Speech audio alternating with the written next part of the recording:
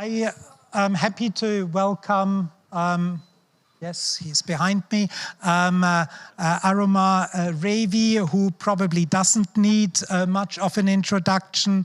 Aro is the director of the Indian Institute for Human Settlements. He is an IPCC author through the fifth and the sixth cycle. And he is a co-chair of the UN Sustainable Development Solutions Network. His research and practice lies at the interface of sustainability and climate science and emerging urban science. Of course, Aro has been a key driver also of the urban climate change agenda as a co-author of the summary for urban policymakers of the IPCC report. Aro, the floor is yours to please frame the session on integrated approaches to combine biodiversity, land, and climate responses at the city-region scale. But can the technology put on the screen so we can see Aro? No? Good. Then the floor is yours, Aro. Thanks, Bernard. I hope you can hear me, even if you can't see me because I'm sitting behind you. So it's a pleasure to be there. Apologies that I couldn't be there in person, but this is a very important thing. But I'd start by being, fairly frank. So the Holocene is clearly over. The Holocene is not only clearly over, but we are now headed either for 1.5 or a 2 degree Celsius overshoot. And that is because of a number of reasons. But one of the reasons is really the coupling of human systems and particularly cities with natural systems. So I think the core question that we have to address at the moment in this context, that is, like I said, we're deep into the Anthropocene. The impacts are being felt across the world, certainly more significantly in urbanized or urbanizing regions.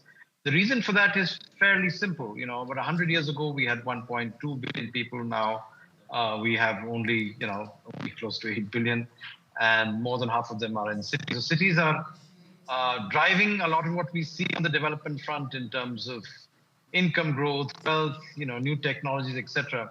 But they also concentrate other things which are of deep concern.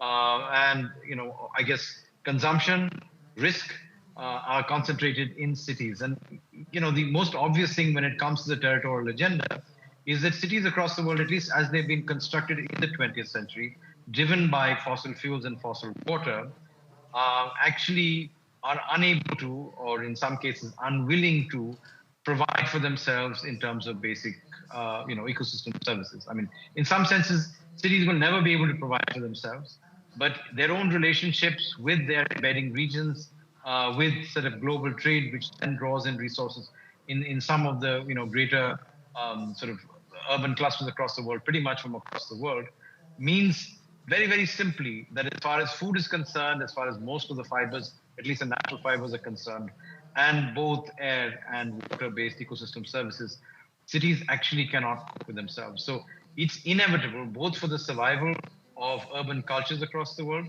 and to deal with, in a sense, the core crisis that we are facing today, whether it's poverty and inequality at one end, the climate crisis, but more deeply, the ecosystems crisis, or more specifically, the biodiversity crisis or the collapse that we're starting to see across the world. We really need to reimagine the relationship, which was seen earlier as a city in the countryside, but basically it is the entire support systems that keep urban culture systems alive.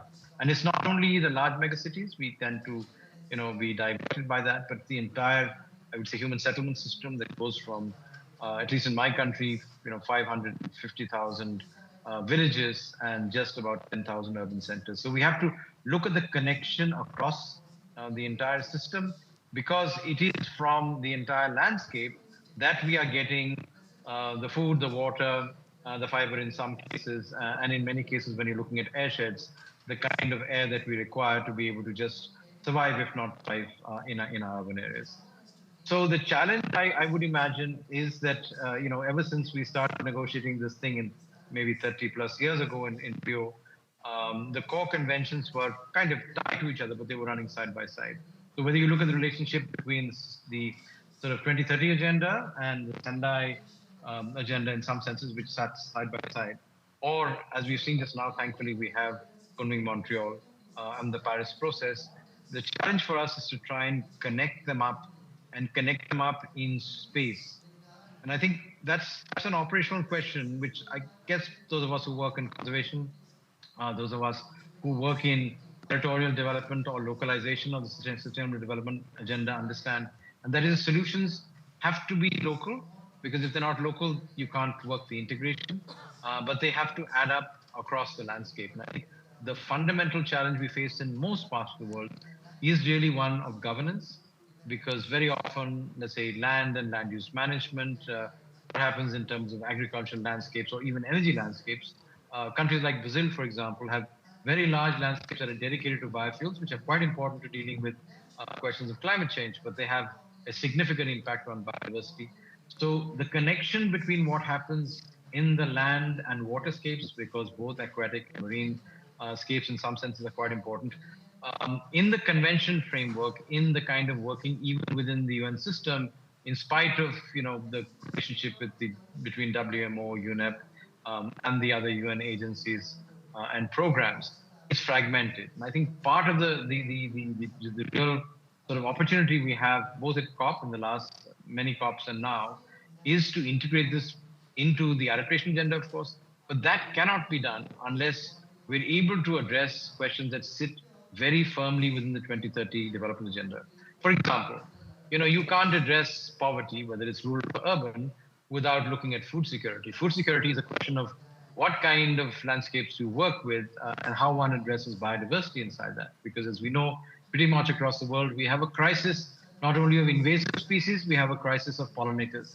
And if, in fact, our work in Bangalore now shows that pollinators are actually migrating, or let's say they're more intensively, doing better in urban areas rather than in peripheral rural areas, because of the extensive use of a whole range of agrochemicals to deal with, other kinds of questions. So there's a deep connection, and unfortunately, both the disciplines and the practices of dealing with urban planning, regional planning and development, and certainly much more sort of intense urban interventions are often sort of deeply divorced from what happens in the larger landscape.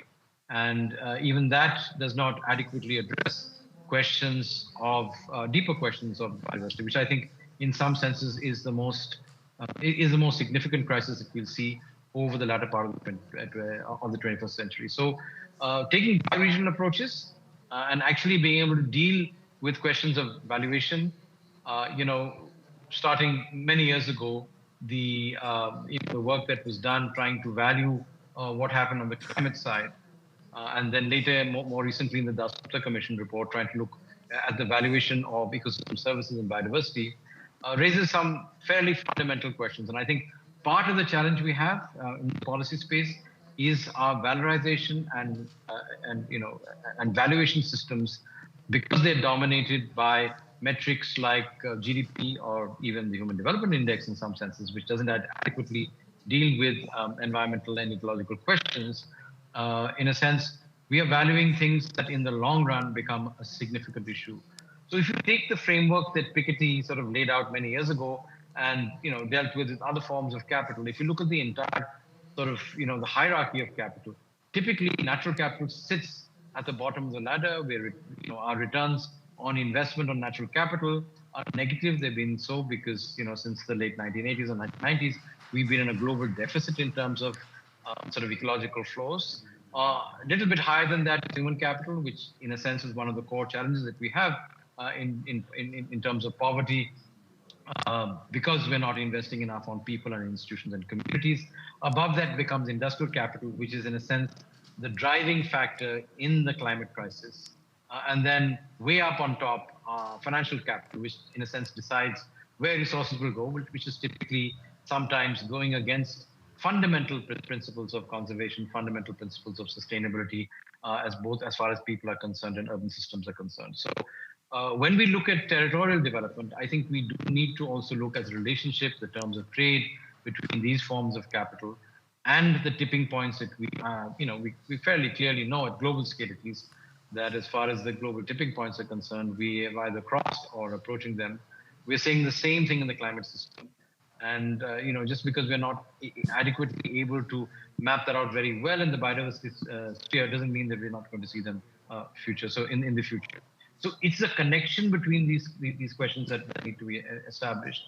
And the new urban agenda, which has somewhat taken a little bit of a backseat in this debate, provides us some of the frameworks for doing that. But I would say we need to really bring in the biodiversity conservation land use frame into that much more sharply. It is still fairly anthropocentric. And frankly, people and our systems that we've created, economic systems and social systems, absolutely cannot survive and will not be able to thrive unless we're able to look at the underlying biological systems that, irrespective of whatever technology we have, whether it's advanced biotechnology or new genetics or even the kind of work that we're seeing with generative AI, fundamentally, if you're going to be destroying life, and in a sense, if people own the landscape in some senses rather than the other way around, as many local and indigenous cultures have kind of arrived at after many millennia of coping with rather difficult environments, we have a challenge there. So I think there's both an intellectual challenge and there's a challenge of trying to bring these together into implementable kind of processes. I'm sitting on a campus at the moment, which is trying to do that quite at a very, very, very small scale in a large megacity. But we need multiple experiments that are ready to go to scale, I would say, in the next 5 to 10 years, because the temperature is going to rise. We're going to have increasing crisis of too much water, too little water, polluted water.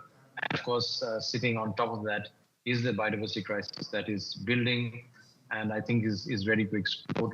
We've seen a sort of precursor of that in the zoonospatial challenges that we've had during COVID.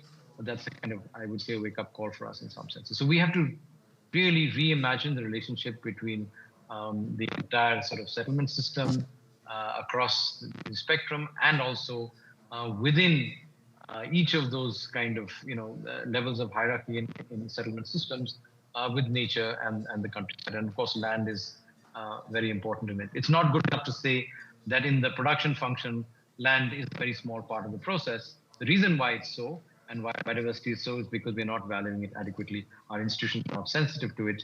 And the practitioners and the policymakers who focus on this are somewhat marginalized in the larger process. So this, as I see this moving forward, the convergence of these agendas are going to be quite important.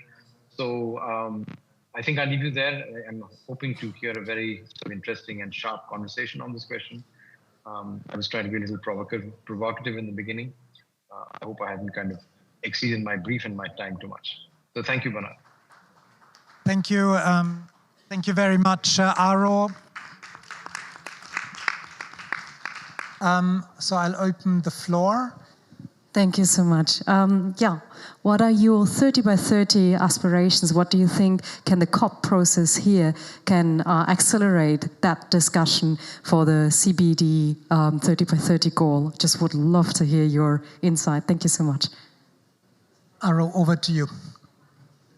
Just quickly on this is a very, it's an important question. It's also going to be a very tricky question in some senses. Because as we enter into 1.5, 2 degrees overshoot, there's going to be tremendous pressure on carbon dioxide removal.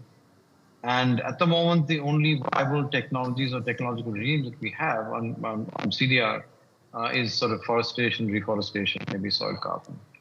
And that is going to be both a political and ecological crisis in many parts of the world. It'll confront 30 by 30 quite strongly. And I think we need much better science and a lot of interesting innovations on governance.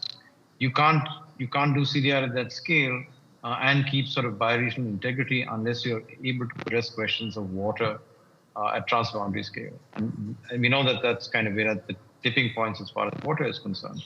And we have no agreements. In fact, we have almost no diplomacy that looks at transboundary movements of water because, in a sense, that's just one of the limiting factors. So I think this is an area in which we need to really push the boundaries. And there's going to be, I would say, interesting dialogue, if not conflict, between the communities on trying to